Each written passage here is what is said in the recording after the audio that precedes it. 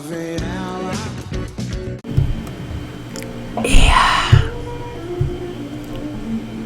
Salve, gente minha. Salve, amados de todo o Brasil. Eu que sou Cláudia Rick. Um oi pra vocês. Aí veio aquela música do Tim Maia, né?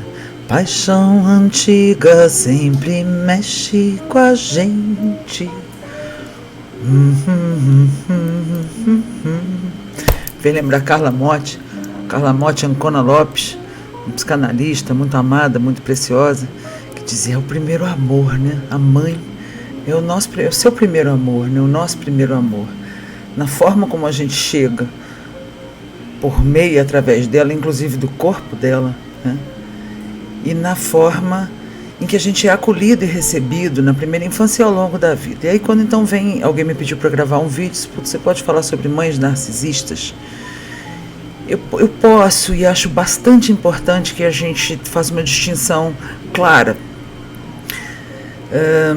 sobre o que é narcisista e o que é a nossa reação a lidar com mães que podem ser narcisistas, ou ser egoístas, ou ser ocupadas, ou ser desordenadas, e a gente ter problemas. Vamos falar um pouco de quais problemas você pode ter com a sua mãe. E da nossa reação. Essas duas tendências que estão na chamada, uma, a negação. Não, mamãe, tá tudo bem, ela fez o que pôde. Ou então é mãe, eu não posso nem sentir isso. Ou então vamos mudar de assunto porque é tudo tão confuso, as coisas são tão ruins, mas eles fingem que tá tudo bem, é melhor eu fingir também. E isso põe a gente num limbo na nossa vida, nas nossas soluções e na relação com eles, da família, ou com ela, ou conosco ao longo da vida, depois deles, né? Então a negação. E a segunda, a vitimação. Descobri que mamãe é narcisista, encontrei uns estudos, agora tem uns vídeos, a internet está dando conta, fica descrevendo os padrões, contando como é, olha o que ela faz. E aí a gente vai para uns sites de relacionamento, de apoio a vítimas, e fica malhando mamãe, e contando de como é que são os padrões de abuso do narcisista e tal, e fica no outro limbo. Então, minha proposta é matar esse mosquito. Nem tanto ao mar, nem tanto à terra, a gente quer um centramento com valores superiores, lembrando que nós viemos por meio da poeira cósmica, a gente é filho das estrelas, irmão dos rios, das árvores, a gente é divindade antes de tudo, e sim, a gente veio por meio dos nossos pais. Honrá-los, perdoá-los, admirá-los, honrá-los e reverenciá-los, reconhecer a força que nos foi dada por meio deles, é super fundamental, porque isso dá força para nós existirmos por nós mesmos, né? Tanto melhor. Me fez lembrar o Wellington Nogueira, do Doutores da Alegria, fez uma aula magna na Universidade Quantum, e ele trouxe uma frase do Spinoza sobre as paixões, que a mãe é o nosso primeiro grande amor, né? Ele fala das paixões tristes e das paixões alegres, e o Wellington veio falar da alegria no trabalho, então que tem paixões tristes e que tem paixões alegres. O Spinoza definia paixões como a afecção que um corpo sofre sobre outro corpo, e olha que interessante, mais precisamente, a modificação que um corpo tem em sua potência, sua capacidade de existir. E na interação com o outro, o filósofo distingue paixão de ação pela causa. Na primeira, quem determina a mudança de potência é o outro. É um outro corpo que causa uma modificação em mim. Já na ação, eu é que determino a mudança na minha capacidade de existir. Então ele chamou de paixões tristes aqueles encontros que diminuem essa potência, enfraquecem a capacidade de existir de algum corpo. E já as paixões alegres seriam as que aumentam a potência, que promovem um ganho existencial ao corpo, né? Esses conceitos do Spinoza levantam duas questões fundamentais. O que seria a potência de existir? E a segunda, e mais complexa, o que faz a sua potência aumentar e diminuir? Ao que ele conduz a reflexão toda da potência, as três capacidades de sentir, pensar e agir. Então, uma mãe narcisista, verdadeiramente com desordem de personalidade narcisista, como qualquer pessoa, um pai, uma mãe, um marido, um filho, são pessoas que se desligam do seu emocional saudável, da sua criança original, de um self sadio e verdadeiro, e se ligam num monte de jogos. É só apertar botão. O joguinho do abandono, o joguinho da culpa, o joguinho da vergonha, o joguinho de falar mal, o joguinho do drama, o joguinho da agressão, né? Então, o narcisismo como desordem de personalidade é um disease, uma doença mental. Não é como uma doença cerebral, que alguém pode ter uma doença psiquiátrica que envolve até o físico. É um vírus, a pessoa fica ali super normal, fala normal, mas tem muitos jogos, uma desordem de personalidade. É bastante cansativa. E filhas, tem sites, inclusive, com filhas de mães narcisistas, ou filhos de mães narcisistas, ficam particularmente abalroados. E se você somar isso, aí vindo para o elemento da desordem na família, narcisista, egoísta, as maluquices que a sociedade também gerou e que as unidades de família acabam gerando, a gente se somar a isso, alcoolismo, drogadição, agressões físicas, e as coisas que as desordens de personalidade traz, mentiras, roubos, traições, jogo, vício no jogo, fofocaiada, toda essa coisa, a coisa fica para lá de complicada. Né? Então eu sinto muito que vocês tenham uma relação com a mãe, que é o nosso primeiro grande amor. Assim, é como que se você entrasse no espetáculo da sua vida e você chegasse com aquela plateia cheia e tivesse um tropeção, né? Quer dizer, o início da sua vida é uma decepção. Você vai começar o seu espetáculo e cai no chão antes de começar a sua apresentação. Tem que ter um savoir-faire, né? Para dar um caco, sair pela direita e conseguir fazer alguma coisa com esse espetáculo. Felizmente, a vida não é uma plateia. Não é para os outros e o que os outros estão vendo que vai valer o que eu vou sentir no meu coração e o que eu vou perceber a meu respeito. O grande desafio quando a gente tem a falta da mãe, quando a gente tem a mãe alcoólatra, que faz da gente mãe ou pai dela, que a gente é um abuso, uma criança ter que levar a mãe bêbada para a cama, ou não saber o que vai acontecer, se ela vai dar um chilique, ou se ela vai bater em alguém, ou se ela vai desaparecer, né? Ou ter que suportar xingamentos e injustiças, né? A pessoa que eu mais quero agradar vem me xinga e diz que eu não sou nada. Isso maceta a alma da criança e faz uns programinhas que dão um trabalhão para a gente tirar. Mas a gente não é a nossa mãe e o nosso pai. A gente veio por meio deles. Se eles trouxeram presentes também, porque alguns de nós tiveram boas coisas com os nossos pais. Que bom, porque então a gente aprendeu coisas, talvez a gente tenha tido mais modelos com tio, tia, outras pessoas no mundo, né? Na televisão, na internet, a gente teve que buscar modelos. Porque como se alguém botou o play numa música para tocar e essa música fosse a única música que a gente sabe. Então a gente se ama e se respeita como adulto na medida e na extensão que a gente foi amado até os 10 anos quando criança. Aí você fala, ruim, deu ruim. Porque se eu for me amar como eu fui amado, deu ruim. Eu tô rindo, um pouco da negação faz a gente brincar com a coisa. E um pouco da vitimação faz a gente ficar... O que ela fez? E eu não quero nem negar nem vitimar. Eu quero olhar para isso de um self mais elevado.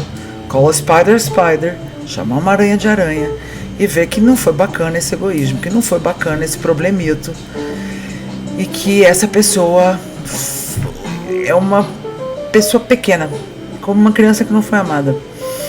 Porque eu vou olhando desse self, e como disse uma sobrevivente celta do meu grupo 12 Portais de Resiliência, do Sobreviver, esse livro meu, da Saraiva, que eu muito recomendo, Sobreviver Instinto Vencedor, uma belíssima, bravia sobrevivente celta, com relação ao pai dela. Ela disse que foi trabalhando esse self elevado e esse olhar, inclusive olhar os abusos e olhar as dificuldades, e dizer que ela consegue hoje não sentir nem raiva, nem tristeza. Porque sendo o primeiro amor, paixão antiga sempre mexe com a gente. Vem aquela tristeza de não ter tido aquele amor que a gente merecia, incondicional, protetor, que nos reforçava, que dizia, legal, você vai dar conta, é assim, não é assado, dentro do que ele soubesse. Não, era uma pessoa ocupada, alcoolizada, ou drogada, ou nada disso, apenas super ocupada consigo mesma, e que coisificava os filhos, comparava os filhos, e usava os filhos para dizer quanto ela que era legal. E isso fez muitas das pessoas crescerem se sentindo invisíveis. E quando eu cresço me sentindo invisível, meu desafio é me ver. E procurar algum apoio, um professor, um terapeuta, amigos preparados para ouvir, que possam me ver, porque a gente fica com uma codependência assim, sedento por ser visto, né? Pelo amor de Deus, me vê. Mas não me vê, assim, às vezes a gente fica nisso, né? Me vê, olha, eu fiz bonito, tá bonito, ganhei a nota. Aí você vai, chega com um boletim em casa, fez aquela nota e ainda assim não teve a apreciação que você queria. Então, esta falta de apreciação deixa uma lacuna nas pessoas que têm mães narcisistas, em especial as mães, de todas as relações, que tem que ser completada com um texto que eu estou botando aqui no YouTube, que é do Pete Walker, que se chama Automaternidade. Que coisas a gente tem que falar para a gente e construir no nosso sentimento, no nosso coração. Eu posso compreender, eventualmente você pode estar lidando ainda com uma mãe e com jogos e interações desse tipo, e aí você vai ter que aprender, como diz o Ross Rosenberg, observe, não absorva. Muda o tom de voz, isso é muito importante. Não entra, me ligou, me chamou de demônio, imagina minha mãe. Aí fica ela chorando. Eu queria tanto que esse abusador pelo menos me desse um abraço, pelo menos tivesse um carinho, pelo menos quisesse meu bem, porque eu queria tanto. E se não vem dali, você precisa acessar um selfie de recurso. Eu sou rei ou rainha do meu estado, vamos ter um anel celta, para lembrar de coroar o nosso reinado, para a gente poder ser melhor com a gente mesmo, inclusive sermos melhores pais, melhores amantes, melhores amigos, né? Observar e não absorver. Se uma mãe liga e diz que você é um diabo, ou diz que você não faz nada direito, ou simplesmente te abandona veementemente, ou, como alguém me disse, né, uma cliente chegou no Natal na cidade dela, a mãe convidou o ex-marido narcisista dela para passar o Natal com eles. Ela diz, o que eu falo para mim, né? Ou uma outra que telefonou, e quando telefonou a mãe começou a falar com ela contou sobre uma roupa que ela tinha comprado e tal, uma conversa corriqueira, e a mãe disse, mas você acha que isso é roupa apropriada que se use? Como ela está nesse trabalho de autonomia, de autoamor, de assertividade, não agressividade, e de observar, não absorver, tem bordas. Essa pessoa não me define nem que for minha mãe, meu primeiro amor. Eu posso separar o joio do trigo, uma coisa é a situação, outra coisa sou eu, e estabelecer uma relação de energia e de amor, de paixões alegres, em que o poder, a capacidade de sentir, pensar e agir, né? E a potência do meu ser é minha e da minha vida, com muitas pessoas que não são narcisistas, egoístas e nem desreguladas e que precisam pôr alguém para baixo para se sentir mais forte. Então as minhas conexões, tem alguém aqui, tem alguém aí, passam a ser de energização. Agora, ficar falando mal de mamãe e botando na internet e sabendo como ela é malvada, não vai fazer você se livrar disso. Pelo contrário, capaz de te aterrar na posição de vitimação ou até te fazer virar um abusador também. Então você precisa largar esse osso. E nessa potência, eu vou observar e não absorver, como fez essa cliente. Então ela disse que ouviu primeiro, ela falou, não reage. A reatividade é um dos grandes problemas para lidar com o abusador. O abusador está apertando seus botões e você sai correndo atrás e reage. Não reage, respira, que é grátis, 1, 2, 3, ouve, discerne, vê o que é seu. E ela falou, puxa, primeiro eu falei, não reage, calma, sinal vermelho, amarelo e verde. Sinal vermelho, para, reduz a velocidade. Não reage. Segundo sinal amarelo, o que eu sinto sobre isso? O que eu acho disso? O que eu estou sentindo sobre isso? O que eu sinto sobre isso? O que eu sinto sobre isso? Que eu não tenho o que falar. 3, sinal verde, decide o que fazer. Ela decidiu, ela disse, mãe, eu não tenho o que falar sobre esse seu comentário. E ficou quieta. A mãe se desconcertou. Continuou no telefone e falou, você me desculpa, filha, eu não queria, eu vi que foi uma coisa que te chateou, eu não queria te chatear. Se desculpou 3 vezes, ela doeu, de fato, foi um pouco dolorido, de fato, me chateou, não achei muito agradável. E a mãe ficou se desculpando, ela tem 89 anos hoje, e ela ficou até condoída e disse, mas puxa, pela primeira vez, eu não entrei nesse jogo, do põe pra baixo, põe pra cima, tira de lado, uma coisa simples. Claro que alguns de vocês, quando me pedem para gravar vídeo de mãe narcisista, podem ter coisas mais complexas. Portanto, o nosso papel nessa vida é viver, como quis Spinoza e meu querido amigo Wellington Nogueira, as paixões alegres, a potência do nosso ser. Isso da boca para dentro depende de mim. Pô, tem gente que teve mãe super legal, tem gente que teve mãe super ruim, teve gente que nem mãe teve, mas faz uma obra de arte da sua vida. Essa energia é uma responsabilidade nossa. Dificílimo, gente minha, mas compensador. Dá trabalho, não vou mentir para você, mas é um caminho de compensação, de assunção do seu próprio estado, né? Esse texto do Pete Walker, Automaternidade, ajuda a gente a trabalhar com a nossa criança e de verdade enxergar. Quando você conversar com você, seja gentil.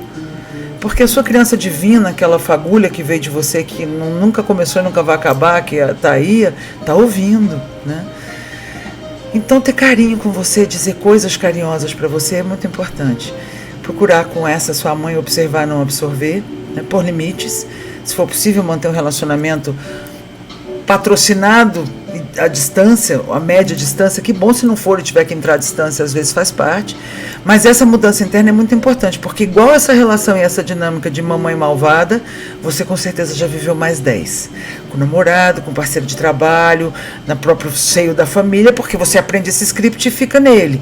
Então é terrível que a gente tem que pôr limite no abusador, mas a gente não tem que deixar mais ele reger o show e enxergar ele como uma criança que não foi amada, e isso algumas pessoas chamam de perdoar. Só que o perdão traz umas cargas de, peraí, eu tenho que perdoar, a pessoa me bateu, às vezes teve abuso sexual, às vezes teve coisas horrorosas, como assim perdoar? A gente vai chamar de perdão, no fim do dia você vai sentir que é isso, parece com isso, você solta, você liberta, não é seu, e você vai para outro lugar, né? Porque não existe amor perto de um abusador, então você tem que escolher pelo amor. Eventualmente essas pessoas também mudam, se não forem narcisistas completas, essas pessoas também aprendem, e relações muito lindas podem aparecer, podem acontecer, mas você vai ter que aprender a receber na sua própria dinâmica interna, na sua própria vida. Você vai ter que aprender a se priorizar, você vai ter que aprender a se reconhecer, você vai ter que aprender a dar valor às pequenas coisas que você consegue, e também a não deixar tanta validação do seu ser na mão dos outros. E isso ajuda a lidar com a sua mãe dentro de você ou na relação real, mas ajuda a lidar com o seu destino nessa vida. A gente veio porque a gente é amor. Não é não, Uncle Lionel? Eu tenho uma foto ali do Uncle Lionel, vou ver se eu tiro uma foto para botar para vocês, de New Orleans. Uncle Lionel, a gente veio para ser amor, para ser paixões alegres e para aumentar a potência nossa e dos outros. Então, se na sua interação você vai estar com as pessoas, você pode mudar o outro corpo, mas que o outro seja mais ele mesmo. Que eu com você seja mais eu mesmo, não posso ser menos eu para estar com você, eu tenho que ser mais eu. E aí a soma das partes, o resultado final é maior do que a soma das partes, né? Aquela história quando 1 mais 1 dá 3.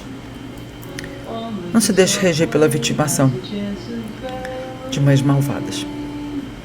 Mas também não fica na negação, passando pano, não, ela fez o que deu, né, tá tudo bem. Porque aí você cresce numa confusão de que aquele fingimento lá de casa. Mas a gente passava um pano em frente, a gente se sente muito confuso na vida sobre umas angústias que a gente não sabe por quê, porque a gente não olhou a dor. Olha a dor. Vai doer, mas a dor é inevitável, o sofrimento é opcional, já dizia Drummond. Vai doer, mas você se livra de ficar no sofrimento. Você vê a dor, vai fazer o sinal vermelho, verde e amarelo, escolher o que fazer com ela e liberar um pouco possibilidades de paixões alegres, de potencializar seu pensar, sentir, agir, né? Ou seu sentir, pensar, agir, a sua vida, as escolhas que você tem e oração, valores superiores. A gente está aqui por uma razão. Só por hoje, que seja maravilhoso. Obrigada, gente minha. Beijo, Brasil. Beijo, mundo. Até breve.